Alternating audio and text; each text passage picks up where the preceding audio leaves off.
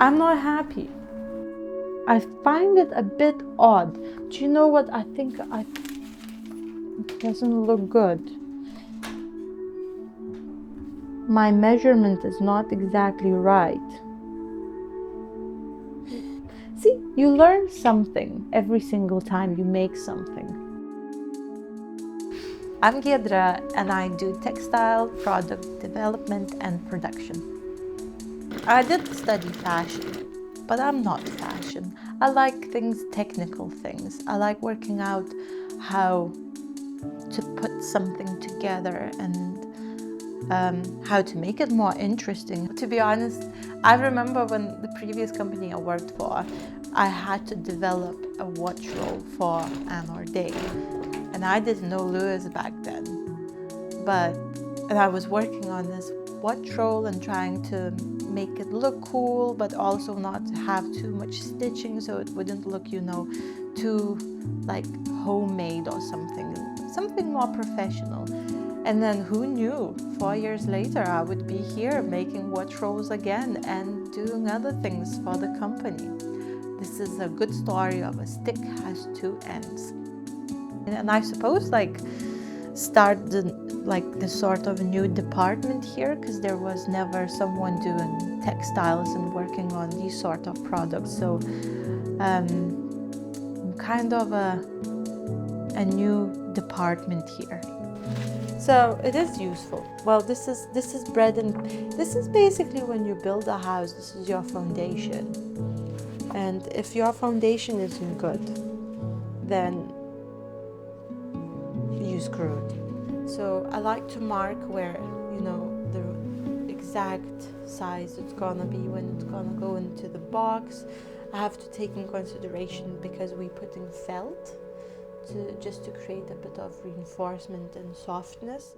Sometimes I would make a very quick shape from fabric, because paper isn't the same as fabric. Fabric is a lot softer, it falls. So you want to incorporate that, because sometimes when you work with pattern paper, creating patterns, you think, oh yeah, that's gonna sit very well, and then you make it and it looks a bit sad. So you always have to take that in consideration. So now I'm gonna take this binding and feed it through the attachment, and then you can see how it's like folding, 2 folds on the sides and then the middle fold as well. So yeah, this is this is our binding. It's not gonna be like this for proper production, because it would be way too time consuming.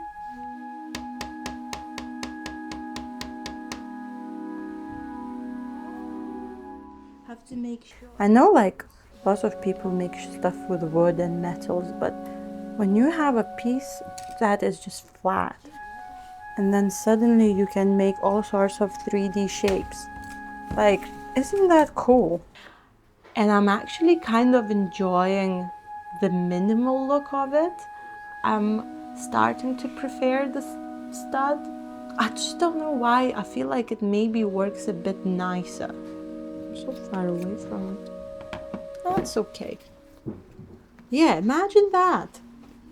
But this is the beauty with maybe trying different ideas and how to close the flap, because maybe I could move the stud over there and then my tail would come from the bottom up, but then it would probably do this a lot. So I don't want that. Showing someone what you made with your hands, it's a bit nerve-wracking, because you always hope that the image they have in their head of what the final item would look like is actually matching the final item, the final prototype. Very nice. I hope it went okay. It went okay. I think it did go okay. These are they. Well, no, it is scary, but I do appreciate when people tell me their opinions, even if it's criticism, because I see it as improvement. Also, sometimes I get so into like making what I have to make that I miss some details that might need some attention or wouldn't exactly, you know, would cause issues or wouldn't work. Is it loose? Yeah. So it means it won't come undone by accident. Yeah. Because after like over years, I've or got months, whatever, experience in pattern making and fabric. A lot of the hardware stuff, especially bits that are being used for leather work, I'm still introducing myself to them. And these guys have so much experience with, you know, all these screw-on hardware bits. Well, the item has been, the watch roll and the pouch got approved to go into production.